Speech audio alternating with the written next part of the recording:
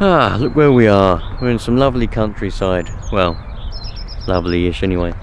And I've got the Focus here, the RS. So I thought what I would do is I'm gonna just share with you my experience of owning a Mark 1 RS and try and tell you what it's been like owning this particular one. So if you clicked on this and you've clicked on it because of the title, I'll give you a little bit of the backstory as to why I've got this car and how I acquired it.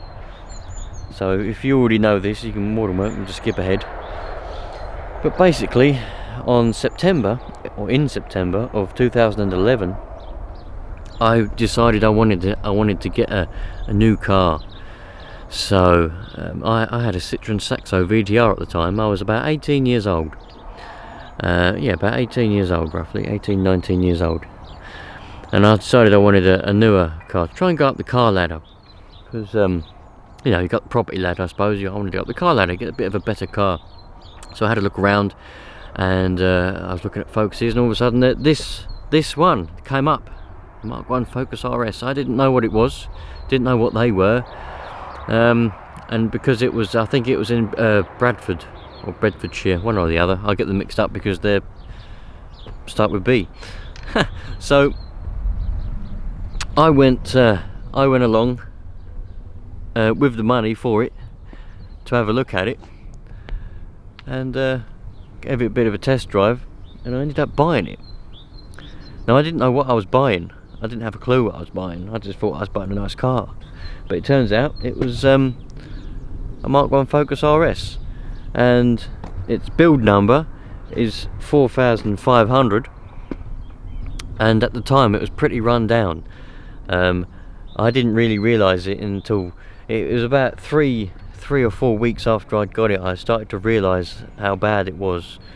So owning this particular one has been a bit of a pain, because for the first few months, every time I drove it, a different radiator hose burst. I've replaced all the radiator hoses, and then the radiator itself burst. That split, so I replaced the radiator itself for a 100mm core aluminium radiator, and then other things started to go funny with it. It developed misfires and things like that, so everything's been replaced. So I haven't really driven this car since 2011 when I bought it. I've taken it to a few car shows, driven it a few things. It's on 64,000 miles, and I think I've done about 3,000 or 4,000 miles in it. I've done all kinds of different things, because when something breaks, I wanted to, I'm the sort of person I am, doesn't matter what it is, a car, bike, it could be anything. If something breaks, computer, camera, if something breaks, I want to get the better part. I don't want to just put a standard part on, I want to get a better part. So everything's been changed for better parts over the years, which means something else is broken and things keep breaking, so I haven't been able to drive it. So owning a Mark 1 RS for me is, it's been a fun experience and a good experience so far, but it has been challenging, I suppose is the word, because to own one of these cars you need a lot of money. You need to be rich. You've only got to go on the forum, the Focus RS Owners Club forum, and they're all rich. Someone like me comes along and tries to ask questions on there, like I did a couple of days ago. I put up a few pictures of my car, put up a bit of detail so people knew what it was like, and I said, because I want to know what it's worth, I like to keep knowing what it's worth. I thought the best place to go is the forum, so I said, I put the details up and a few pictures. What do you reckon the valuation is on this particular car now, with the condition that it's in? You know, I explained everything. and they just said, we don't allow advertising on this forum. So I'm not really the sort of person to be owning one of these cars, because people don't like the sort of people that my sort of people. But owning this particular one has been really, really nice. When I do get to drive it, it's been a pleasure to own it so far. So what I'll do, we'll go through a few of the modifications in it. It's dirty at the moment because I don't ever get to drive it, so it just sort of sits wherever I can park it, and I don't clean it. SCC Performance did the they timed up my camshafts. I got high lift cams, they timed them up because I didn't have the right timing equipment. It's got a full straight through exhaust system, don't know what make it is. It was on the car, it was on it when I bought it, don't know what it is. Original RS wheels and Rain Sport 3 tyres. Here's a new window wiper. But let's have a look under the bonnet and we'll see what other things we've got under there. So under here we've got loads of different things. A turbo blew up, so I put a hybrid turbo on it. I think it's 63mm turbo hybrid, tubular manifold, K&N air filter obviously, but it's a bit bodged up at the minute. Turbo radiator. We got KV85 Magna Core competition HT leads and iridium spark plugs to go with them. High lift camshafts, the highest ones you can possibly get. They won't go no higher than that. Can't remember what they were, but I know they were the maximum ones I got. Obviously we got an intercooler, it's an AirTech intercooler we got in there. HID headlights, but that one, something's happened with that one, it's a bit fogged up. Oh, and they're black. I changed the shiny headlights for black ones. They were expensive, they were, but that's what I got, that's what I wanted. And I got there. So everything that's been replaced in here is because it broke. The manifold, the original exhaust manifold, had a crack in it, and it's been welded up a few times by the looks of things. So I thought, no, forget that, I'll get a tubular one. So I got tubular one, then I got the turbo because the turbo blew up. The air filter, the original one had a crack in the box, so I changed that for a thingy one that originally went down to the floor, but it kept getting wet in the rain, so I turned the pipe around and put it up like that. Turbo radiator I got because it was running really hot with that turbo, so I've got a little radiator there to kind of, that just goes straight to the turbo. See, those pipes go straight on the turbo, because the turbo on these are water cooled turbos and these engines run hot anyway, so I've got that to cools the water a little bit more before it goes into the engine, cools that down. So the new power steering pump. So everything that was on here is because of things that have broken, and I've ended up doing loads of modifications. That's a competition coil pack as well. I've got 3 different sets of injectors that go in it. Currently it's got the standard set of injectors that are in it from, you know, standard from stock, but I've got 750cc and 1000cc injectors in the garage. I put them in, but it won't run with them at the minute, puts too much fuel in. Needs to have the head ported and polished, and then I can put those in bigger valves. But owning this car has been a bit of a pleasure, very much so. If you happen to watch my channel and you know me, you'll know that I have had a lot of trouble with this car. I've had misfires, I've had trouble with it. Well, it runs fine, to be fair. It's been very reliable, very reliable. The only trouble is it's never not started. I've never got in it and it not started, but sometimes it did have a bit of an intermittent misfire, so I've had a fair amount of troubles. But now we've got pretty much fully good running engine, so it'll start up and it'll run pretty well.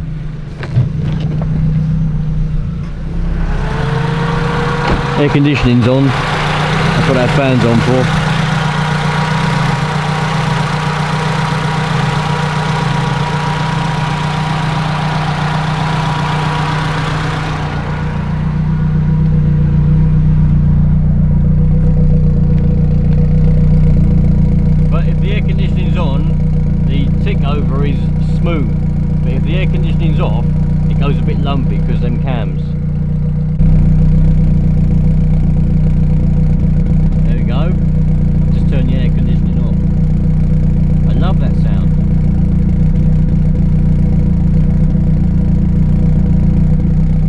got to give it a rev for you. I got to give it a rev. It'll be illegal to come here and do a video on it and not give it a rev.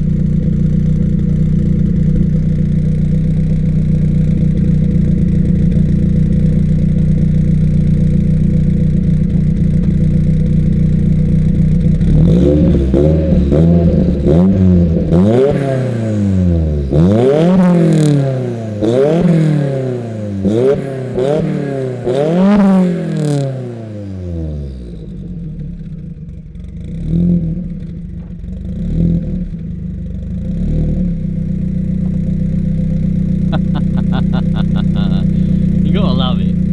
You can just smell the pure petrol coming out the back of that, and it's just neat fuel coming out the back of there now. But I must say, one of the main problems that I have encountered while owning this car is getting a remap on it. Nobody seems to want to map it for me. That's the main trouble I've had with this car. The car itself has been wonderful, but to own one of these cars, you not only need to have a lot of money, but you need to be quite, just go with whatever.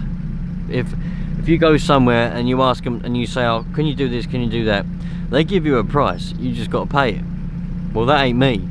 So nobody wants to remap anything for me. When I got the Discovery done, that was pretty simple, because everything for this car is majorly expensive, right? So when I got the Discovery, got a remap for that, 250 quid, stage 4 map, done, no problems.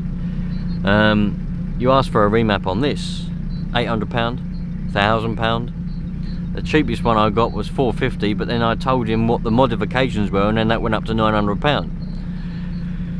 And then the minute you go, it was, you know, do you have to do it to that spec? Can you do a map of a bit lower spec, make it a bit cheaper? Oh no, no, no, no, no, no, no, no. So that's the biggest trouble I've had. I'll turn that off. Might be a bit louder for you. I don't know if you can hear me. So yeah, that is the biggest trouble I've had, trying to get it tuned.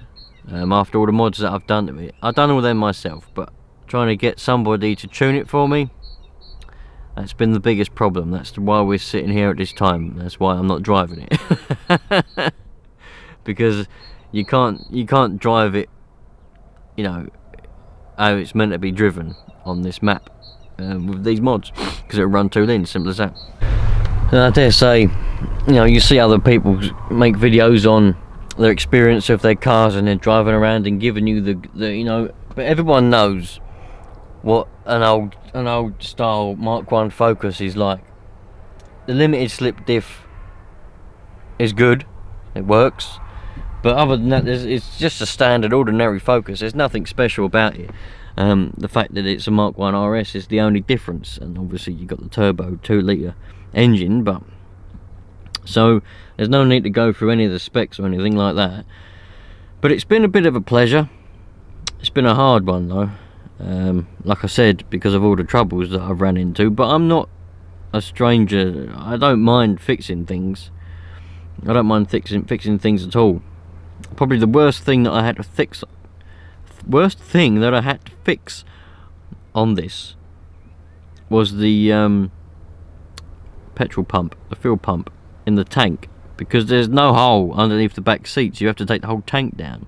I was tempted to cut a hole in the back so I could get to it, but I did that once, put a standard pump in it after the original one blew up, and then when I put that turbo on it, the bigger turbo, I needed to put a bigger fuel pump on it because it didn't have enough fuel. So then I had to put that bigger fuel pump on it, but that was a pain in the ass, because getting that tank up and down when you're on the ground, because I don't have anything, I lay on the ground, I do all the work on the ground. So that's another thing that you have to be. If you're going to own a car like this, you pretty much just have to be the sort of person that just wants to take it to a specialist, or a specialist Ford garage or whatever, and just pay them the money and let them do it. That's what you need, because then you've got all the receipts and everything. When you go to sell it, you've got all these receipts to say it's been done by professionals.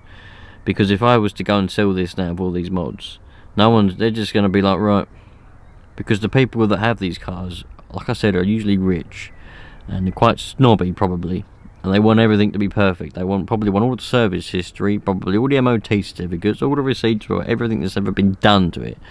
Well, I ain't got none of that. It didn't come anywhere with any when I bought it, although I did trace the original owner.